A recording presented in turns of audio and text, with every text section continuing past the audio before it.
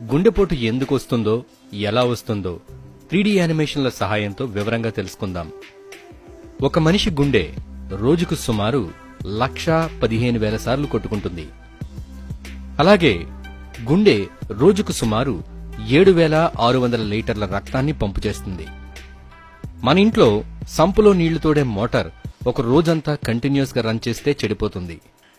అలాంటిది మన గుండె నిరంతరాయంగా మన జీవిత కాలం పాటు పనిచేస్తుంది. మరి ఇంత గొప్ప పనితీరు కలిగిన గుండె హఠాత్తుగా ఎందుకు ఆగిపోతుంది? గుండెపోటనేది అసలు ఎలా సంభవిస్తుంది? ఇది అర్థం చేసుకోవడానికి ముందు మనం గుండె యొక్క నిర్మాణం, అలాగే గుండె యొక్క పనితీరు తెలుసుకుందాం. గుండె యొక్క ముఖ్యమైన పని మన శరీరంలో అన్ని కండరాలకు రక్తం ద్వారా ఆక్సిజన్ ని సప్లై చేయటం. ఆక్సిజన్ లేకపోతే మన కండరాలు పనిచేయవు.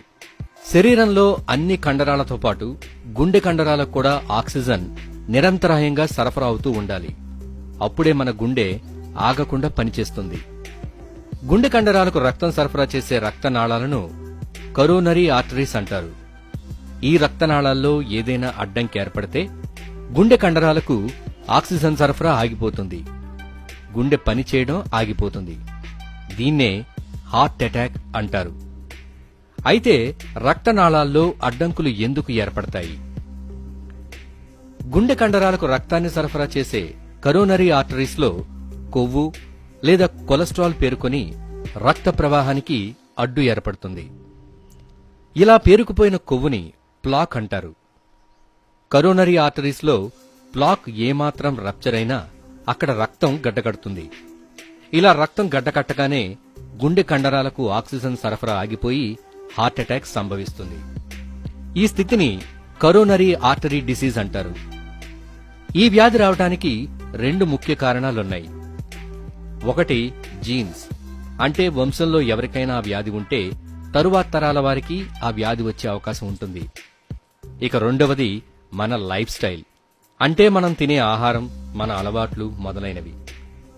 వయసు పైబడ్డం, ఊబకాయం, ధూమపానం, మద్యం సేవించటం, అధిక రక్తపోటు, ఇంకా షుగర్ వ్యాధులతో బాధపడుతూ ఉండడం, ఇలాంటివన్నీ కూడా కరోనరీ ఆర్టరీ డిసీజ్ కు ముఖ్య కారణాలు.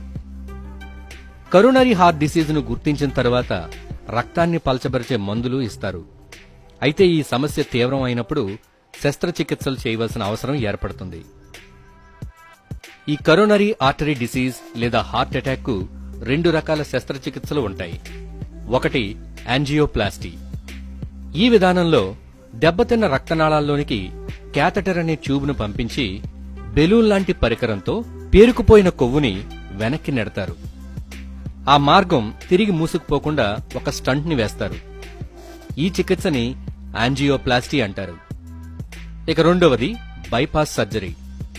ఈ చికిత్సలో మన శరీరంలో వేరే చోట నుండి ఇంకొక రక్తనాళాన్ని తీసి దెబ్బతిన్న లేదా పూడుకుపోయిన రక్తనాళానికి బైపాస్ చేస్తారు.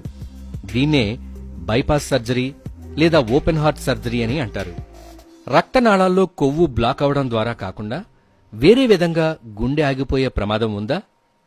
ఉంది. దాన్ని కార్డియాక్ అరెస్ట్ అంటారు. గుండె కొట్టుకోవడం అనేది గుండెలోని నాడీ వ్యవస్థ పంపే విద్యుత్ ప్రచోదనాలు, అంటే నెర్వ్ ఇంపల్సెస్ మీద ఆధారపడి ఉంటుంది. ఈ వ్యవస్థలో ఒకవేళ ఏదైనా లోపం ఏర్పడి విద్యుత్ ప్రచోదనాలు సరిగ్గా సరఫరా జరగనప్పుడు గుండె లయ తప్పుతుంది. అతి వేగంగా లేదా అతి నెమ్మదిగా కొట్టుకోవడం జరుగుతుంది. ఈ వ్యాధిని అరిథ్మియా అంటారు. అరిథ్మియాతో బాధపడేవారు అధికంగా జిమ్ చేయడం, అధిక శారీరక శ్రమతో కూడిన ఆటలు, అలాగే పరుగు పందాలు మొదలైనవి ఆడితే గుండె ఆగిపోయే ప్రమాదం ఉంటుంది. ఈ అరిథ్మియాను సరిచేయడానికి గుండెలో పేస్ మేకర్ అనే పరికరాన్ని అమరుస్తారు. ఇది గుండె లయను క్రమబద్ధీకరించి కార్డియాక్ అరెస్ట్ ను నివారిస్తుంది. అసలు ఈ అరిథ్మియాకు గల కారణాలేంటి? జీన్స్ లేదా జన్యువుల్లో తేడా వల్ల, లేకపోతే కొన్ని రకాల మందులు వాడడం వలన, నాడీ వ్యవస్థలో వచ్చిన లోపాల వలన, అధిక స్ట్రెస్ వలన ఈ వ్యాధి కలిగే అవకాశం ఉంటుంది. ఇంత క్లిష్టమైన నిర్మాణం మరియు పనితీరు కలిగిన మన గుండెను జాగ్రత్తగా కాపాడుకోవడం మన బాధ్యత.